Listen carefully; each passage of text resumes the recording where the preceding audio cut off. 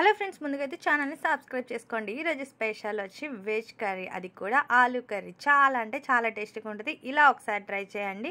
Simple ప్రాసెస్లో నేను మీకు చూపిస్తున్నాను. ఎనీవే ప్రాసెస్లోకి అయితే వెళ్ళిపోదాం. ముందుగా అయితే స్టవ్ పైన ఒక బాండి పెట్టుకొని అందులో కర్రీకి సరిపడా ఒక 4 or 5 టేబుల్ స్పూన్ వరకు ఆయిల్ వేసుకోండి. ఆయిల్ హీట్ అయిన తర్వాత కామన్గా మనం తాలింపు దినుసులు ఆవాలు, జీలకర్ర, సాయిపప్పు, కావాలంటే వెల్లుల్లి కూడా వేసుకోవచ్చు. ఎనీవే అవి ఫ్రై అయిన తర్వాత సన్నగా కట్ చేసుకున్న ఆనియన్స్ ఇలా వేసుకుని ఫ్రై చేసుకోండి.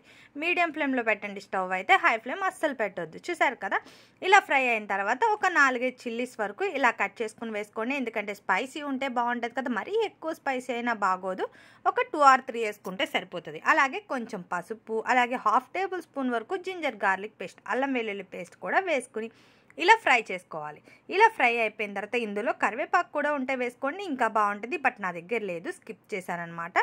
ఇంకా ఫైనల్లీ 4-5 ఆలుగడ్డలు నేను ముందుగానే బాయిల్ చేసుకున్నాను. వాటిని ఇలా సన్నగా కట్ చేసుకున్నాను. అంటే కొంచెం మీడియం సైజులో ఉంటే బాగుంటుంది ఫ్రై అనేది. ఇలా వీటన్నిటిని వేసుకుని ఉప్పు వేసుకోండి టేస్ట్కి సరిపడా. ఇలా వేసుకోవడం వల్ల ఏంటంటే ఆలు కూడా మంచిగా ఫ్రై అవుతుంది, బాగుంటుంది. అలాగే ఉప్పు కూడా కరెక్ట్గా పడుతుంది అనమాట కర్రీకి. ఇలా కొంచెం కుక్ అయిన తర్వాత ఇందులో స్పైసీకి సరిపడా ఒక 1.5 టేబుల్ స్పూన్ వరకు కారం వేసుకోండి. కొంచెం స్పైసీ ఉంటేనే టేస్ట్ ఉంటుంది ఆలు కర్రీ. నేనైతే ఇలా చేసుకున్నాను. ఇందులో వేడి వేడి అన్నంలో ఆలు కర్రీ వేసుకుని చారు ఉంటే ఉంటుంది, వా సూపర్ అనాల్సిందే. ఎలాగో నవరాత్రులు స్టార్ట్ అయినాయి కదా, నవరాత్రులు అంటే ఆటోమేటిక్గా మనం నాన్ వెజ్ అనేది చాలా అవాయిడ్ చేస్తాము. కంపల్సరీ 9 days తిన్నాం కదా.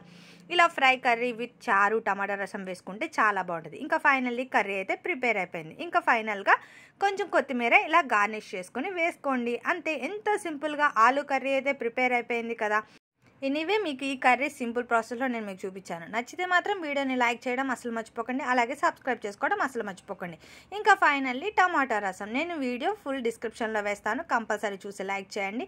ఇలా టమాటా రసం నేను చెప్పిన ప్రాసెస్లో చేసుకుంటే చాలా అంటే చాలా బాగుంటుంది. అలాగే 5 minutesలో టమాటా రసం అనేది ప్రిపేర్ అయిపోతుంది అనమాట.